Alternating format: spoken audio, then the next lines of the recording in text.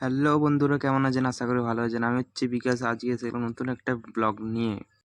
তো বন্ধুরা, সারাদিন আমি যে কাজগুলো করি আমাদের সাথে শেয়ার করতে চাই, এবং কি কি কাজ করতে হয় সেগুলো আপনাদেরকে আমি দেখাবো আজ।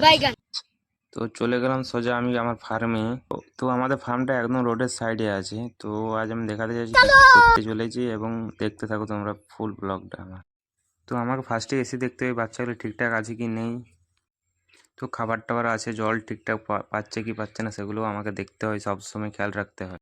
তো কিছু খাবারের জায়গা শর্ট পড়েছে, সেগুলো আজ আমি রেডি করব। তো দেখো কিভাবে আমি রেডি করছি। তো খাবারের জায়গাটা পার্সে ভাগ করা আছে, তো একটা একটা পার্স আমি নিয়ে নিলাম। তো ফার্স্টে এটা নিয়ে নিলাম, এটা লাগিয়ে দিলাম। নেক্সট একটা জালি আছে, সেই জালিটাকে আমি বসিয়ে দেবো এভাবে। এভাবে বসিয়ে দেওয়ার পর একটা ঢাকনা সিস্টেম থাকে, সেই ঢাকনাটা আমি লাগিয়ে দেবো, কেননা খাবার বাইরে পড়ে যায়।